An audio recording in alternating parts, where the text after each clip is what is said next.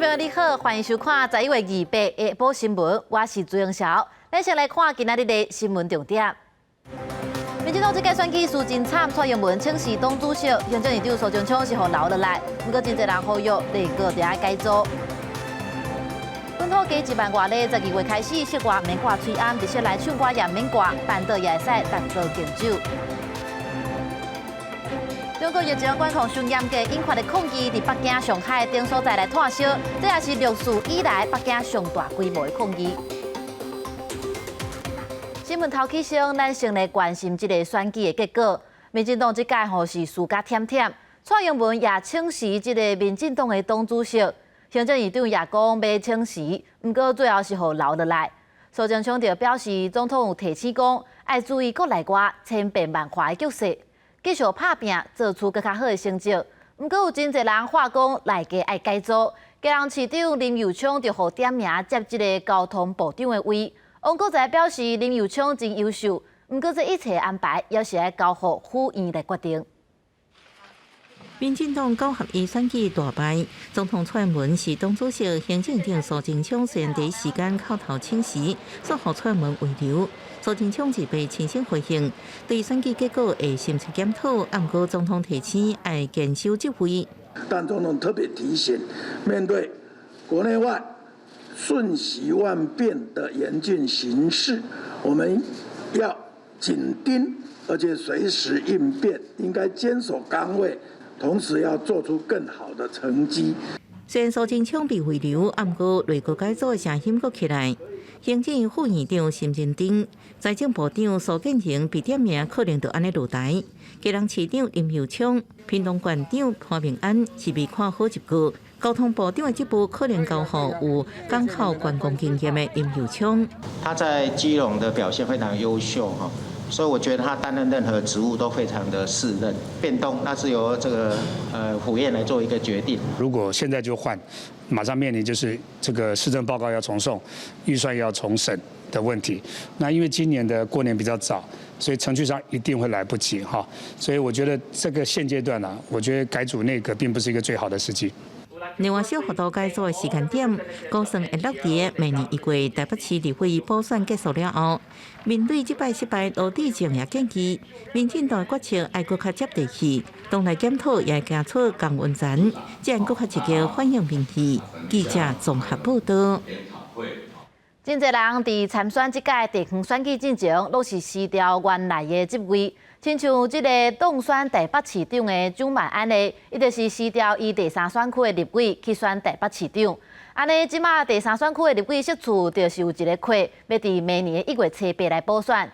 伫国民党的徐巧芯，佮有王宏维、李桂敏这些人，拢互点名来参选这届的补选。亲像前立委罗淑蕾，佮有民进党的吴怡农，也拢有表态讲想要选。另外，南投县长是由这个立委柯淑华选调。这个立委的缺，未来嘛是爱补选。谢谢，恭喜哦！9合1选举结束，甲立委辞掉选调台北市长的蒋万安连日下票，也让伊本地立委的席次会伫明年1月7日举行补选。中选会宣布，为11月28到12月7日，开放有意愿参选的人来登记。目前南洋内部打者连任的议员徐巧芯、甲王宏维，拢互看做是有可能的人选。不过两个人拢讲并无参选的计划。现在前立委罗淑蕾大方表态，讲只要党内有定调，伊袂提示。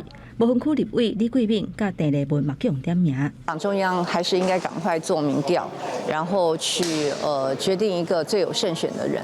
我的角色非常尴尬，大家都知道我刚刚完成选举，那么这个星期登记我还没有就职，所以我个人并没有要参选的意愿。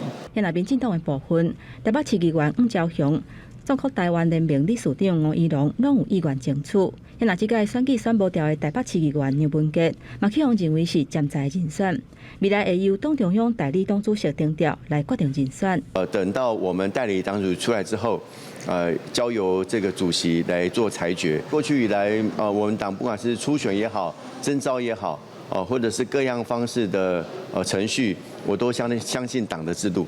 除了台北市第3选区立委要举行补选，国民党立委柯淑华大赢南投县长的选举，本地立委的席次嘛会补选。国民党包括县党部主委林如彬、南投市长宋怀仁有意愿参选。民进党是1级县长陈启行，甲立委黄秀芳南投服务处主任陈宗凯有意愿要来竞争。记者综合报道。即届选举有一寡地方首长的选举，其实伫6都之外嘛是选情真热。亲像屏东县的县长咧，即嘛是由民进党的候选人周春美来选调。不过拿赢的苏贞全的团队就质疑讲，这算票的时间上过长，佮有公告投票人数是变来变去，所以因透早就去到地方法院来提告，就是要求讲要重新验票。加油，苏贞全！加油！支持者实在是来到屏东第2成员国民党屏东县长候选人苏清泉，这个屏东选情真激烈，当选的民进党候选人周春美摕到217000多票，苏清泉摕到206000多票，两个人差11000票。不过苏清泉团队质疑屏东县人口数无悬，开票的速度却真慢，还佫公告投票人数一直咧变动等等的现象，恐惊影响到这届的结果，向屏东第1地状提告，要求要保全证据，还佫重新验票。新北市200多万张选票，2个半小时开得干干净净。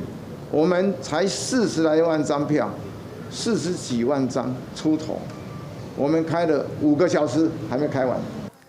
苏清泉强调，家己唔惊输，但是爱输甲清清白白才会来提告。但是现场无提供的证据，讲会伫咧出庭的时阵交予法官。而屏东县选委会嘛表示尊重伊的决定。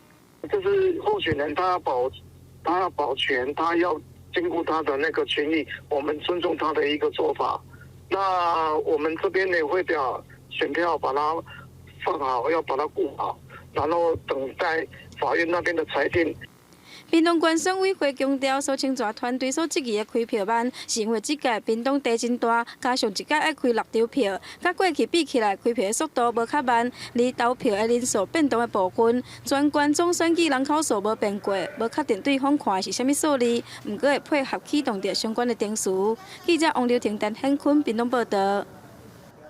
根据这个高检署的统计，这届选战涉嫌贿选和暴力的案件，涉案的被告有8600多人才多。另外，选调这个新竹市长的高虹安，一进前就互指控过有诈领助理费的争议，这案嘛搁咧侦办。另外，成功连任这个宜兰县长的林志标，伊有涉嫌贪污，这条案即嘛也搁咧审理。不过，一审若是互判刑咧，一定会互停职。民众党高虹安当选新竹市长，不过伊因为助理费案件，依照贪污罪嫌，互检方列被告。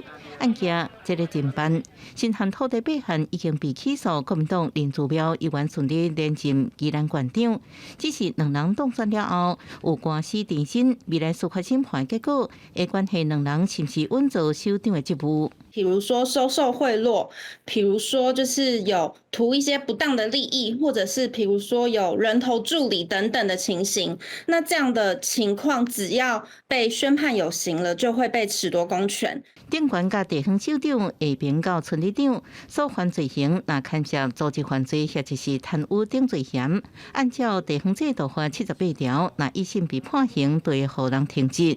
第79条佫规定，判决有罪定刑，由行政机关依法解职。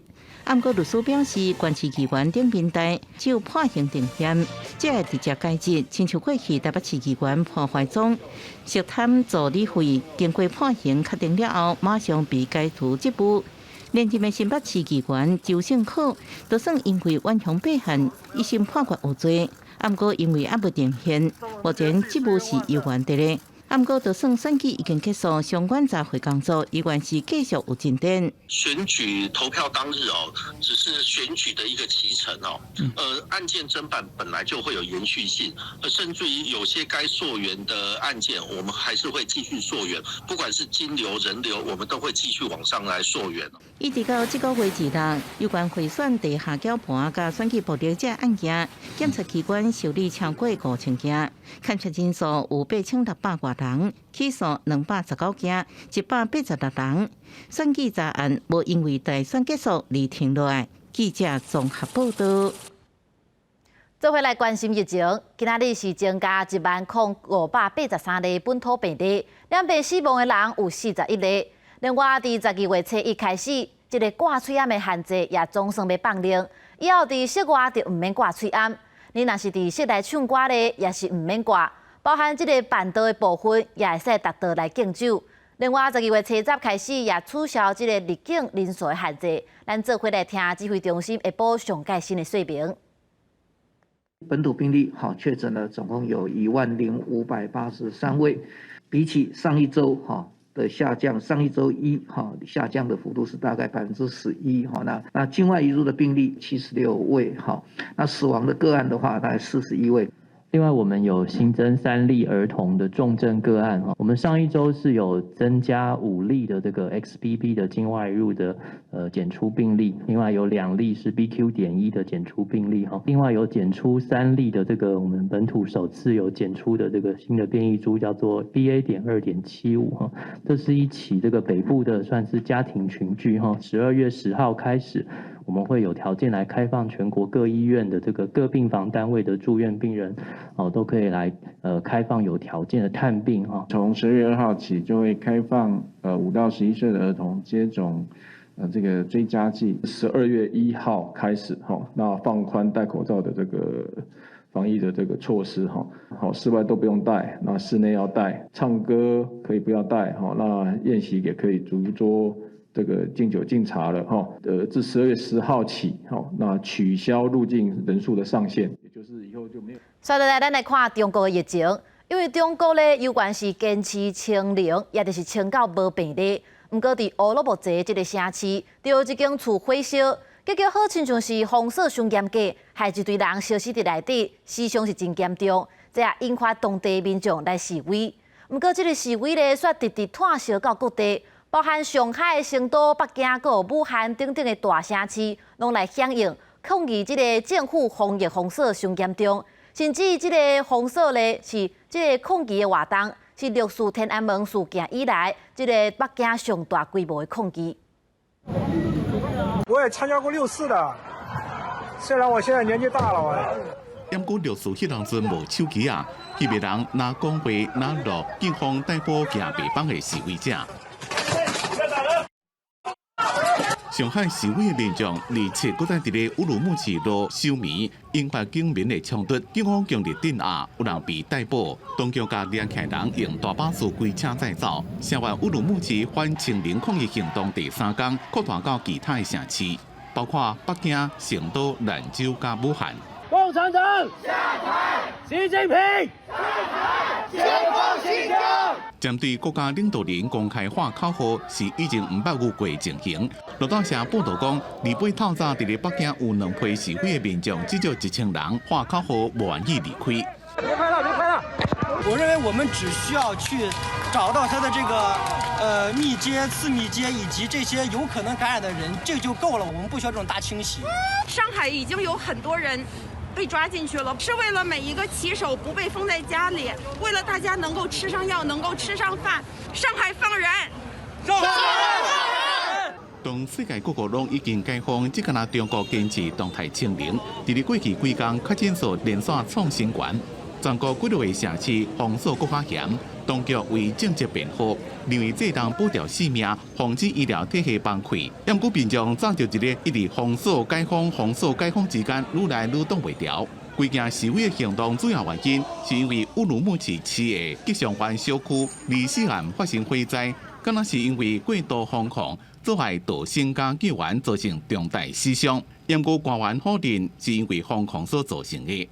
公司新闻黄文玲编辑。咱个转来关心国内新闻，选举的结果也影响到股市。台股早盘是跳空开价，收盘跌超过200点，落到14556点。因为台积电跌，所以这个传统产业和金融业也对咧跌。就投资人烦恼讲，个案基金后盘的力头也会减弱，甚至可能会提早退场。财政部就表示，有注意到早盘的状况无啥好，不过也会继续关注台股。9合1大选结束，台北股市头一个交易日盘面是规个青顺顺，指数跳空开低了后，盘中捌大落到200点，落破14600点整数的关卡。现在台积电开盘62块，落到486点了后，阁继续落。其他大型电子宽达股，可比鸿海、联电等，拢回档修正。金融族群表现嘛较弱，目前大盘也是呈现无稳定的走势。周末的时候呢，中国爆发了这种抗议反清零的一个政策示威活动，那这个部分呢，让市场担心就中国的需求可能进一步的下滑。除了台股下跌之外，亚洲股市普遍都是大跌。美元走强的关系，代表就是说资金的一个部分又呈现一个外流的状况，那这个就比较不利大型的股票。分析师表示，因为中国是消费的大国。即个中国白纸革命效应若扩大，恐惊对国际股的影响会真大。而且台股伫咧这一个月是起2000多点，未来底线指数恐惊会起落落。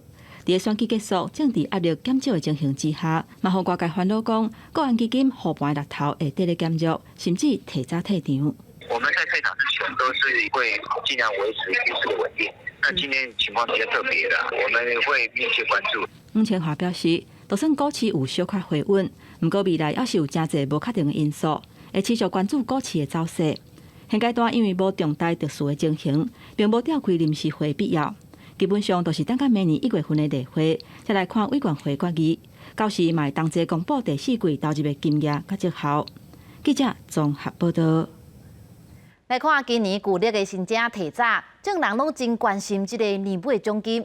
根据求职网站的调查，有8成的企业有要分年尾的奖金，平均是有1.23个月，这是3年来上悬。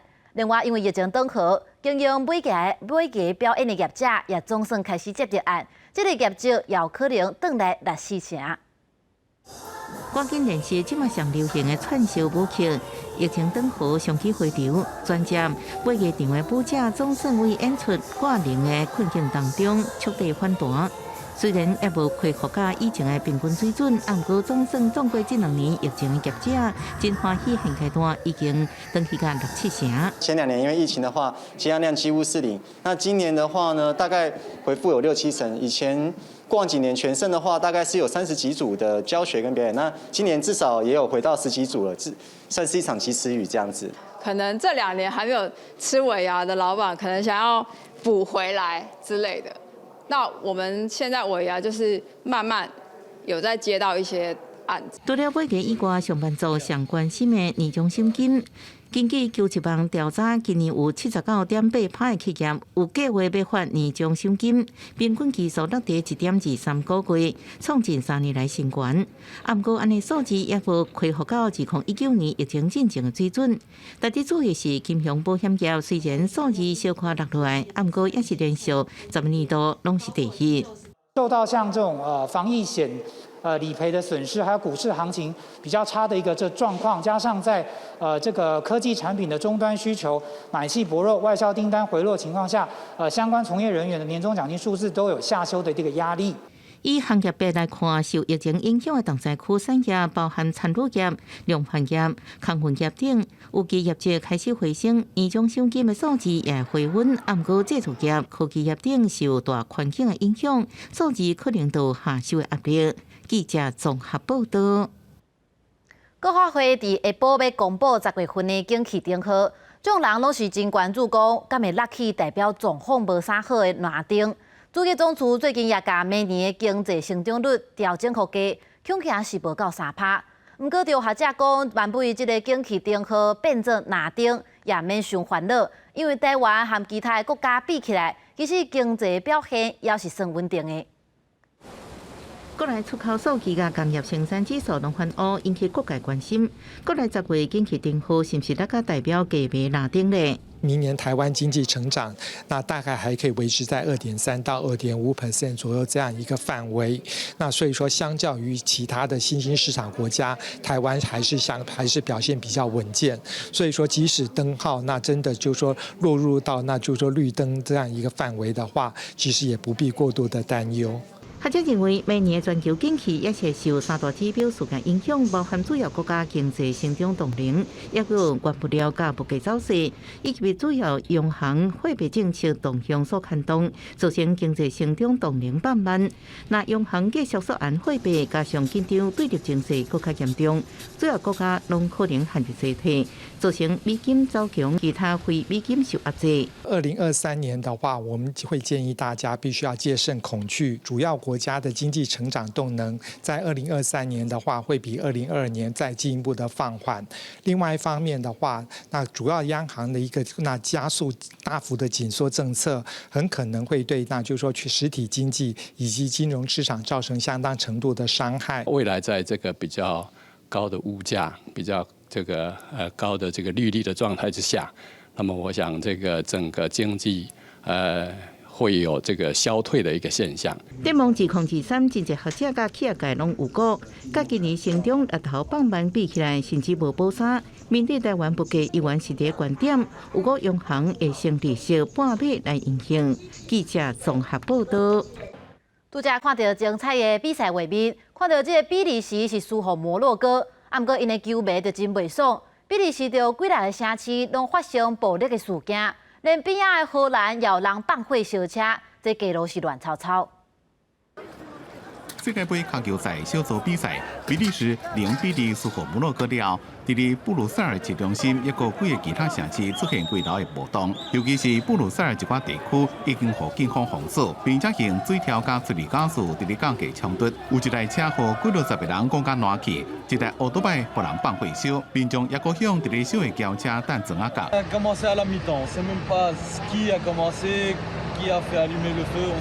布鲁塞尔警方讲，接到报案，讲有一个人的面受伤了，就出动警力。市长克洛斯要求民众赶紧离开市中心，当局将会尽上大的可能来维持街头的秩序。地铁、电车甚至由警方命令暂停营运。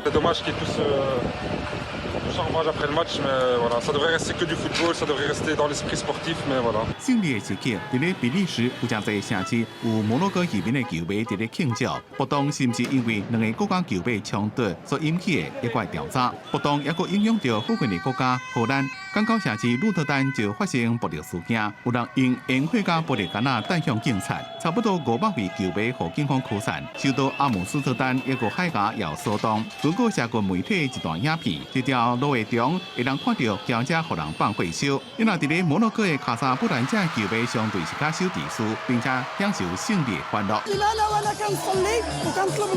世界排名第22的摩洛哥破败世界排名第2的比利时，和比利时跨界伫咧分组赛8连胜的纪录全咧停来。摩洛哥球迷也真期待后一战也能赢。公司新闻吴文玲编辑。佮再来看国内的消息，这个选举的结果已经出来呀。不过因为有候选人是共票数，爱留口啊才会使决定啥人当选。亲像这个苗栗公馆的福基村，也有2位村长的候选人，拢摕到228票。不过留完口啊了后，迄个无留到当选的候选人，却是要求爱来验票。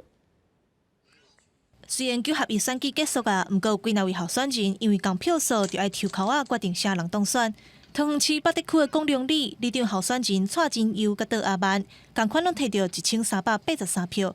一白透早抽口啊决定啥人当选，落尾是蔡真佑抽到。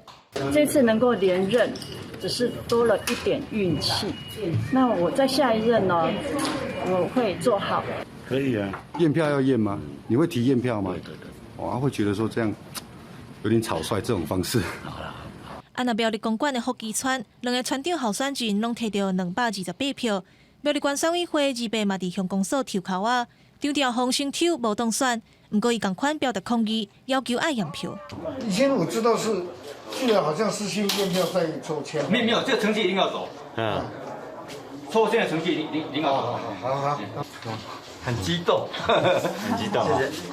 中选会统计，全台湾包括平湖、万华的乡民代表，6个人拢摕到282票。县市村里长的部分，落到的桃园市北地区公良里、和高雄市三民区园爱里，其他县市包括苗栗、云林、嘉义、屏东，拢有候选人共票数，依法就要抽口啊决定啥人当选。若准个候选人有意见，嘛是会当伫选委会公告了后30天内，甲法院提出验票诉讼。记者林建生、王良涛、詹淑芬综合报道。选举也影响到捐钱的意愿。花莲就有社福团体反映讲，因为捐的人烦恼讲，伫选举的期间来捐钱，会涉嫌买票贿选，所以就暂停捐。这也致使弱势家庭的生活受到严重的影响。这是花莲同乡会物资仓库，本来内面生活物资真多，不过即马只敢剩家丁一寡尔。做社福工作已经10几档的总干事讲，特别若拄着选举，募款加物资的募集就会减真多。我们每一次补助7月份的补助，至少都会收到2000份的补助物资，今年收不到200份。照顾700外的个案呢，隔离爱心公益协会国家海选举期间的募款物资，刚到只敢剩1成，也有200外个案要照顾，唔知如何是好。追罪者就是说，因为选举的关系，怕有贿选啊还是什么，就比较不会去捐东西，以及捐现金，就是怕他们受到牵扯这样。因为担心未违反选罢法，所以伫咧选前拢停止捐赠。一个候选人因为协助发放物资，不人检举被检调起诉。社福团体希望政府关心选罢法对因造成的影响。让社福单位也有得到物资，那候选人他其实不用又再刻意在这个时候用行销自己的方式去做捐赠。那如何达到两全其美的方式，我认为是可以想到一种策略的。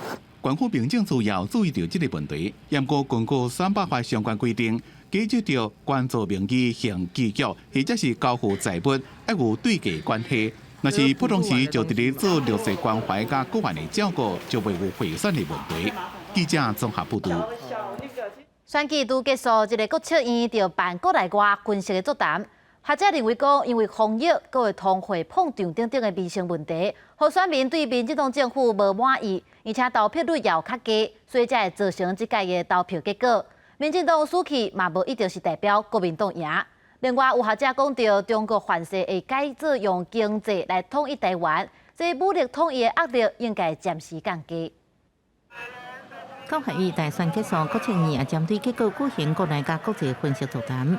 参加两岸政策协会理事长陈耀兰讲，这摆是选民发出对执政者不满的信心，因为是地方选举在内政方面，比如防疫、经济甲通膨，是民众较关心的问题，加上投票率低，才会出现安尼结果。我必须要讲哈，不出来投票也是一种投票嘛。对于现行的民党政府的整体的不满意，这是非常明确、非常清楚的啦。中国因素看起来不是一个这次主要选举里面的考量因素，其实就是跟国内的相关重要议题联系上的那些的治理的问题。高房价就是一直被点出来，然后而且也是执政党一直强调要处理，但是到目前来讲，我们没有看到解决的。张家健讲，这摆选举对执政党来讲是无信任投票，也是重大失败。不过，并不是民众对民进党中国政策不满。有学者认为，民意应在台湾社会快速轮转，可能会让北京当局对台政策有重新思考的方向。那民意可用，何必用关大家武统呢？两岸因为台湾拒绝统一，所以台海才不会和平。他把那个因果关系开始做一些重置，至少明年我大胆的研判，相对而言比较不会看到今年这样子尖锐的武统压力。王志成讲，中国对台统一的中长期目标无变，会继续强调抗中保台，是互两岸关系恶化的主因，来威胁台湾人民。过会加强甲台湾地方交流，互以经济红利者的方式来建立和平想象，用红彩头家军的方式来实现两岸统一的策略。另外，说来去即控制副总统大选各参选人对台湾主权意识无回避的空间。记者综合报道。云林虎尾2号暗时有一只轿车互人破拆，要叫车主就掠拄好驶车经过姓王的受害者来拄笑，这个是伊甲车破拆，就甲伊讲，得甲伊的骹筋佮手筋拢断去。落尾警方是掠着6个人，检方对其中3个人申请羁押，法官煞允准因用5万到10万来交保，这也引起争议。检方也讲，佮要控告。规涂骹拢是红色的油漆。2号暗时，伫咧云林虎尾有一台车停伫咧公福路，束缚唔知影啥物人甲破油漆。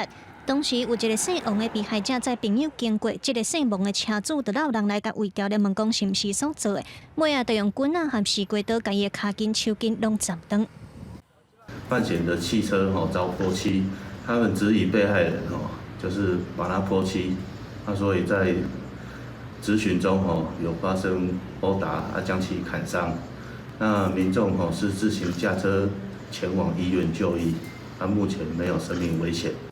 警方表示，当时就派出快打部队到现场处理，嘛将姓王的车主顶6个嫌犯拢抓起来。尾手嫌犯所讲是逮唔到人，专案方依照伤害罪嫌移送云林地方检察署侦办，其中3个人交保，另外3个人申请扣押。不过最后法院说以5万至10万拘捕。本署检察官于讯问后，向法院申请羁押，法院以5至10万元拒保，本署将于今日提出抗告。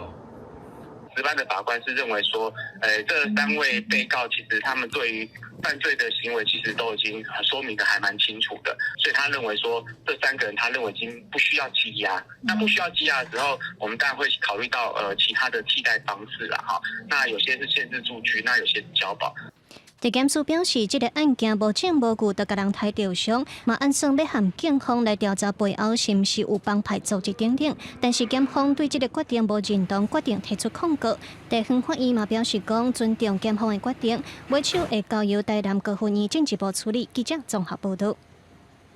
桃园中坜有一个学生坐公车，结果无客上车，行李互车门压掉咧，就这台公车搁向前驶。害这个学生互扭咧走10公尺，伊的手骨也着伤。即马伊也已经提出告诉。监视器翕到15岁姓李的女学生互公车搞掉的拖走的情形，民众讲看了都会惊。上学的时候突然都蛮早，就是没睡着，然后有可能会拿着晚上，觉得很可怕。有人居然被拖着走，是有点离谱啦。因为正常来说，司机他的都会有那个是控制的监控的画面。家长伫 FB 答文讲，伊的查某囝25早起6点多，伫咧中坜的中山东路坐公车，人就还袂去咧车顶，公车门就关起来，歹仔互车门压掉的，公车就向前驶，互伊被拖了10几公尺，造成伊倒手挫伤，骹手拢有逼伤，已经去派出所报案。当事人已于27日上午10时许至本所提出伤害告诉，全案依规定受理，相关赔偿事宜将交由双方当事人后续进行协调。中坜分局讲，家长已经家己调民间的监视器画面，也打电话去客运公司投诉，伫咧27早起去派出所提伤害告诉。我们会在加强教育我们的所有的驾驶，在车辆车门关门前以及起步前，再多注意一下有没有相关人车的问题后，再做起步的动作，避免类似的事情再发生。客运公司表示道歉，讲会尽量甲被害女学生协调理赔的代志，同时也会加强教育训练，避免这种情形再发生。记者综合报道。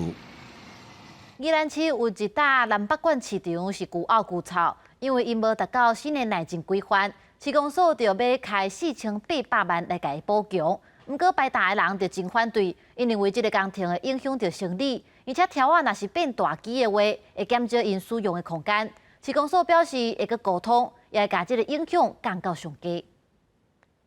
建筑部的天棚拢凹歹去，条仔牛也拢有破空。这是宜兰市南北馆市场，建筑部拢有40几年啊，而且也过漏水。变摊商来甲咱反映的时阵，所长较紧的，遮又过漏水啥，有诶无就变讲这结构就已经拢有问题啊。因为南北馆市场的建筑部无达到内政部新的建筑内政设计规范所定的内政系数标准，宜兰市公所打算要开4800万做内政图补强，也不过业者反对。一直条啊，搁搞落去吼，这个俩店面拢缩小去啊吼。业者认为内政图补强工程，因来暂停营业，影响生理，而且条若变大机，因的空间会变较细径。我们尽量把一些扩筑或者是工程上会影响的范围，把它缩到我们最小可以接受的一个情况，就不要以影响摊商太多的这样的一个过程。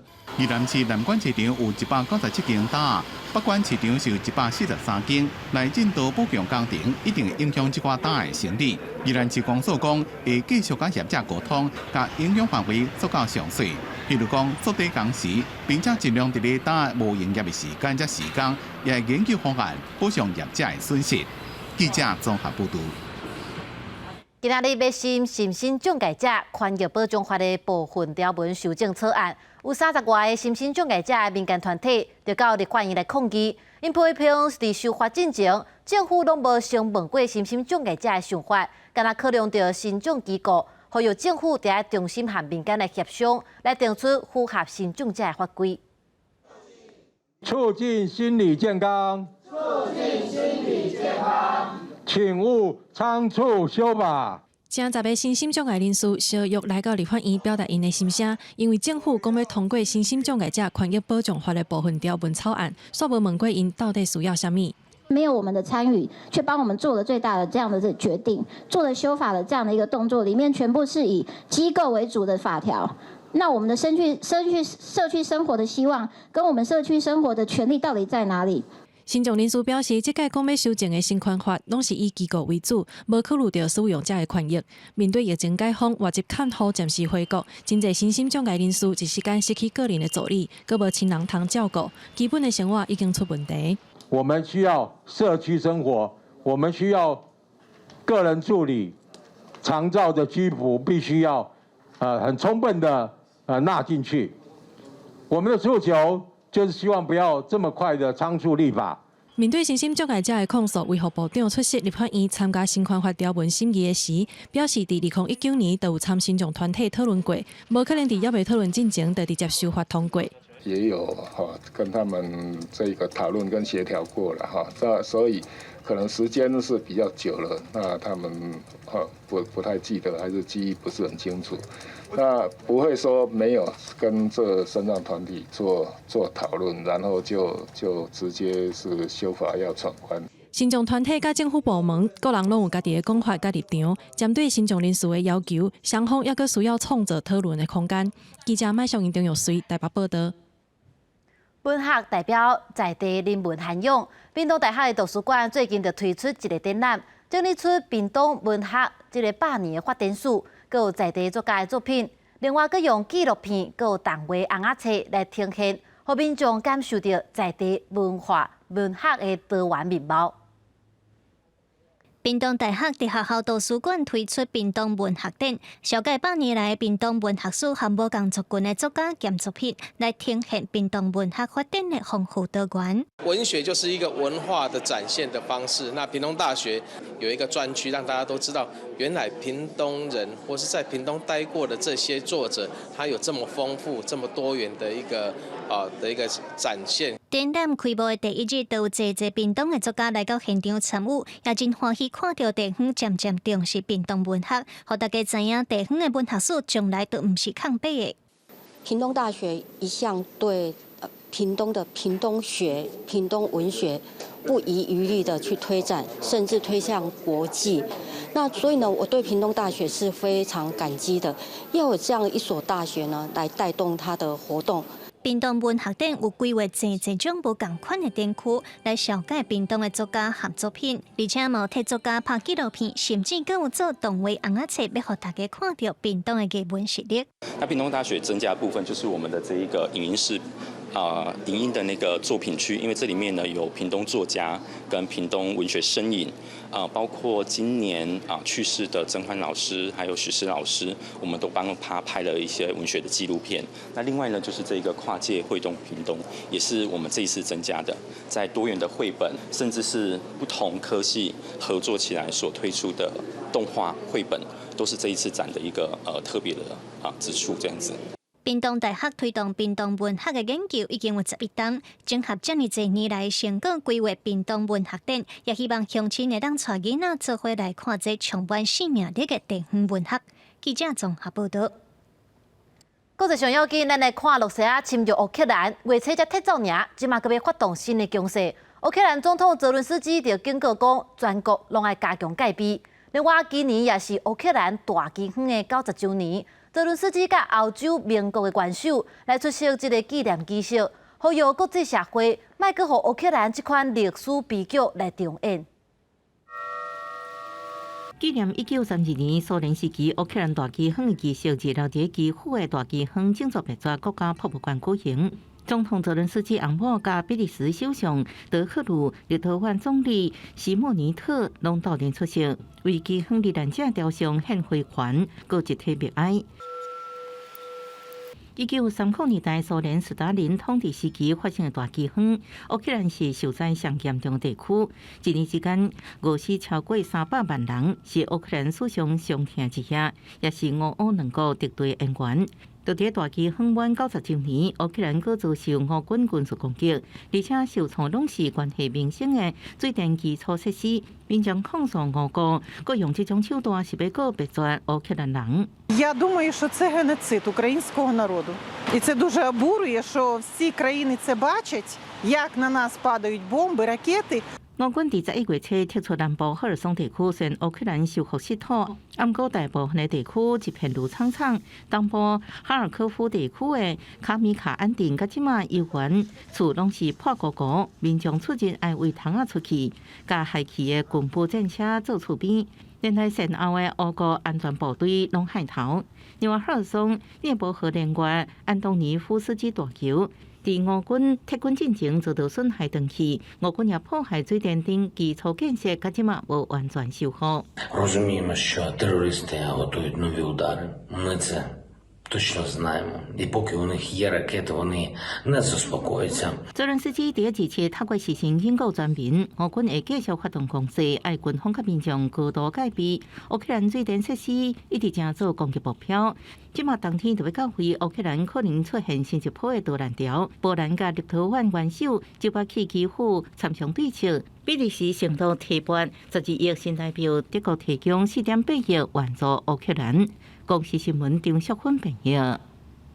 即马进入高龄化社会，真侪人想要食到老就做到老。不过有一项调查发现，讲社会对这款这岁人并是无优先。40岁到61岁的人，若是去因头路上高互拒绝，阁有超过一半的中年人，就因为年岁得互歧视。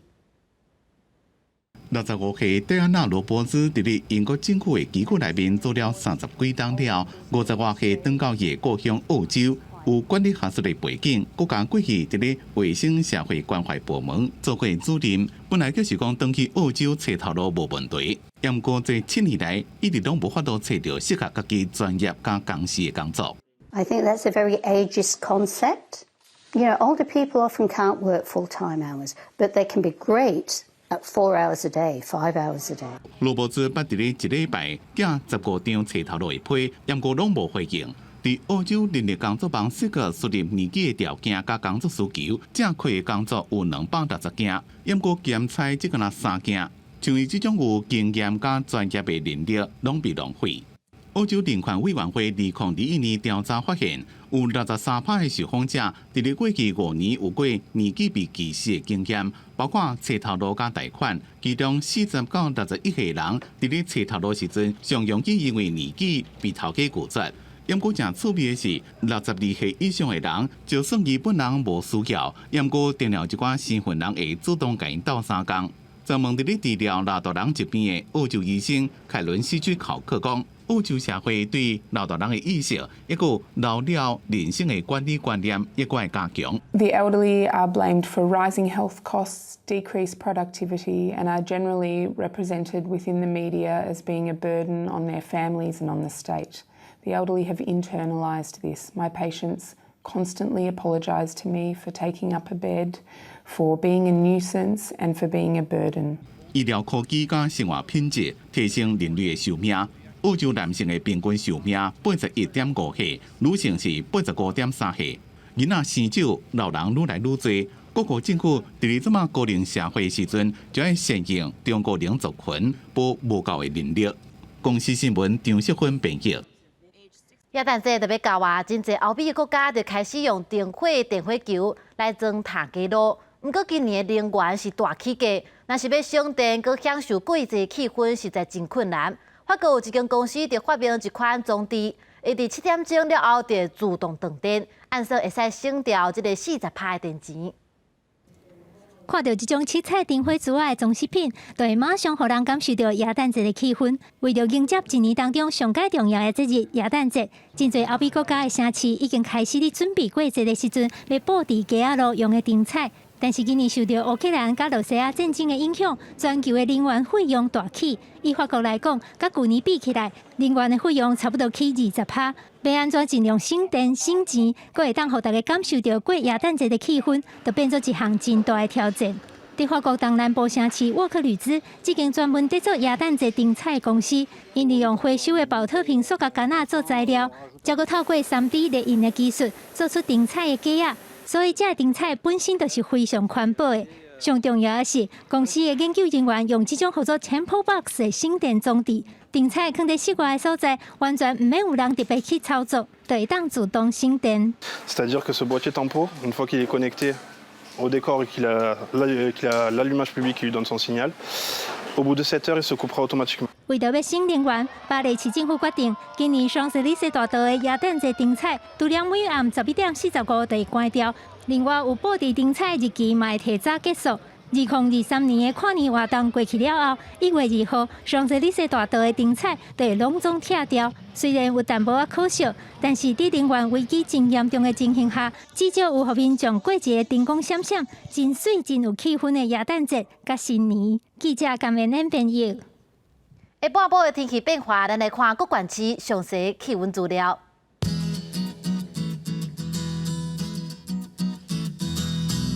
基隆到新竹是24度到31度，苗栗到云林是25度到31度，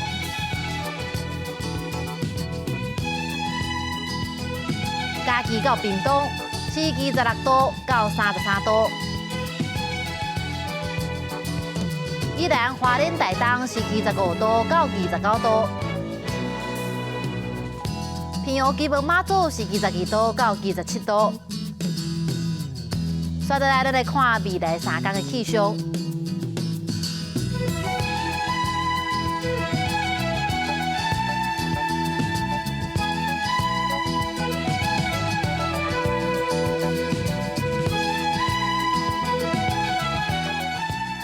感谢你收看公视第几台下晡新闻，我是曾晓，咱明仔载下晡3点，咱再会。